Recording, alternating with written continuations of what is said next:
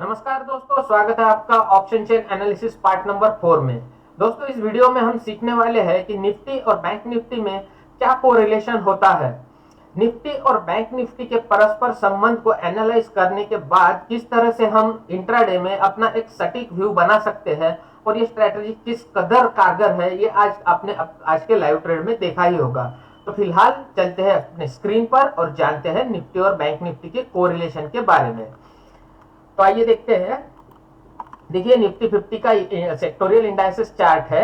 Nifty 50 में जितने भी सेक्टर्स होते हैं यहाँ पर वो परसेंटेज वाइज ड्रॉ किए गए हैं। तो देख सकते हैं हम निफ्टी 50 में होता है energy, Nifty energy, Nifty IT, Nifty consumer goods. Consumer goods मतलब जिसे हम निफ्टी एफएमसीजी बोलते हैं। उसके बाद आता है Nifty auto, Nifty construction, metal, pharma और छोटे छोटे का ये दो चार इंडाइसेस और है जो अपना एक मिनिमम वेटेज रखते हैं। और उसी के साथ में सबसे बड़ा जो सेक्टर उभर कर सामने आता है वो है फिनेंशियल सर्विसेज। फिनेंशियल सर्विसेज में दो भाग होते हैं, एक होता है फिन निफ्टी और दूसरा होता है हमारा बैंक निफ्टी।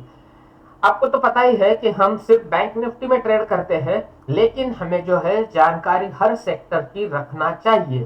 तो शॉर्ट में हम जानते हैं फिन निफ्टी के बारे में। फिन निफ्टी में दोस्तों एनबीएफसी कंपनीज के शेयर शामिल होते हैं, नॉन बैंकिंग फाइनेंशियल कंपनीज, जिसके अंदर आपका बजाज फिनसर्व या फिर आपका हो गया चोलामंडलम या फिर मुथूट फाइनेंस। ये जो कंपनीज सिर्फ फिनेंशियल मतलब लोन वगैरह देने में, पर्सनल लोन, ऑटो लोन वगैरह देने में इंटरेस्टेड होती है, जिनकी बैंकिंग सर्विसेज होती नहीं है, जो मतलब बैंकिंग एक्टिविटीज नहीं करती है, वही कंपनीज फिन निफ्टी में होती है।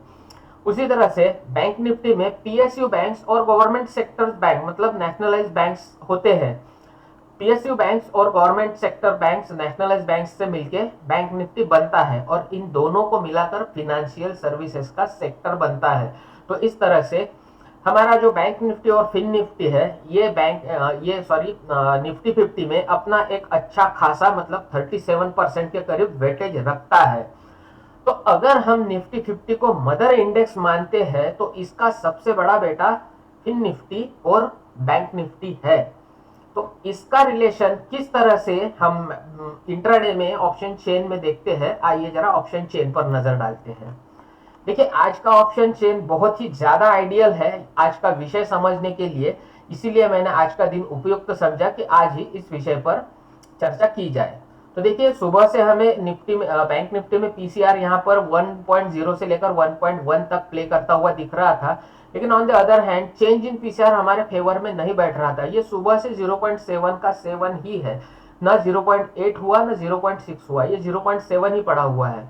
इसका मतलब ये था कि लोग पुट शॉर्ट करने में आज के दिन में इंटरेस्ट नहीं थे, इंटरेस्ट दिखा नहीं रहे थे।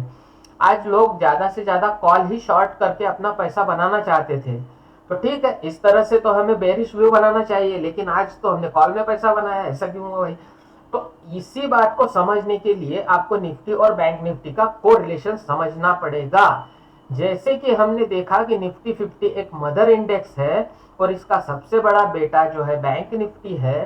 तो बेटा चाहे कितना भी बड़ा क्यों ना हो जाए, उसे माँ की बात माननी होती है। जब माँ यहाँ पर बोल रही है कि बेटा मैं बुलिश हूँ, तो बेटा बेरिश नहीं हो सकता, बेरिश व्यू नहीं रख सकता। इसीलिए हमने जो है आज बैंक निफ्टी के अंदर एक बहुत ही क्रूशियल सपोर्ट के ऊपर अपना बाइंग किया, और जिस तरह से आपने देखा कि थोड़ी देर सताने के बाद ही सही, लेकिन कितना फास्ट और एक मोमेंटम के साथ हमारा टारगेट हिट हुआ।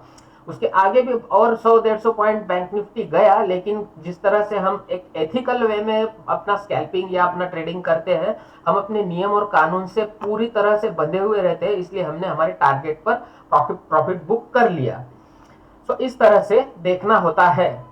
अब ये बैंक निफ्टी जो है, ये कब कब निफ्टी 50 की बात मानेगा और कब कब निफ्टी 50 की बात नहीं मानेगा, इसकी भी एक स्पेशल सिचुएशन और सर्कमस्टांसेस होते हैं। जैसे कि हमने देखा कि बैंक निफ्टी को जो है निफ्टी 50 के विरुद्ध या विपरीत आचरण करने के लिए एक बहुत ही ज्यादा सक्षम कारण की आवश्यकता होती है। वो कारण क्या होते हैं, उसकी फहरिस्त बहुत लंबी है। एक एक विषय की अगर चर्चा इसी वीडियो में हम करने जाएंगे तो वीडियो बहुत लंबी हो जाएगी और आप लोग तो पूरी वीडियो देखते नहीं हैं।